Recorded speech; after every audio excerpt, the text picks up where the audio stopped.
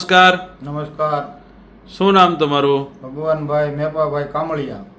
હવે ભગવાનભાઈ, તમારા ઘરમાં કોઈને પ્રોબ્લેમ હતો શરીરમાં? હા, તો શું પ્રોબ્લેમ હતો? મારા ભોજાઈને ઘૂંટણ દુખતા હતા. હા. બહુ બધી દવા લીધી પણ કાંઈ રાહત ન થઈ. કેટલા સમયથી હેરાન થતા હતા? 2 વર્ષથી. અને આમ તકલીફમાં શું થતું હતું? આ ગોઠણ દુખતા હતા, હોજા ચડી ગયા હતા, હા. પગ વળતો નહીં, હા. કોઈ કામ કરતા નહીં. હા. અને ડોક્ટરને બતાવ્યું, એણે કીધું ઓપરેશન કરાવવું પડશે હાંધાનું. બરાબર છે. બરાબર, અંદાજે 2-2.5-3 લાખનો ખર્ચો કીધો હતો. હા હા હા. પણ અમે એ કાંઈ કરાવ્યું નહીં. બરાબર. અને સુરતથી આ લોકોની દવા પછી હમ. અમે મંગાવડાવી. બરાબર. એનાથી બહુ રાહત છે અત્યારે. ઓકે, કઈ દવા લીધી છે જરા? આ જે એસ્ટોનિયા 1 કંપનીની ઓર્થો 1. ઓકે. હા.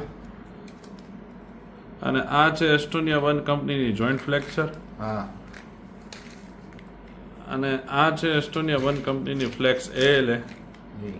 અને આ છે એસ્ટોનિયા 1 કંપનીની KLMGD. ઓકે. 2 મહિના થયા છે આ કોર્સને. આ કોર્સના 2 મહિના થયા.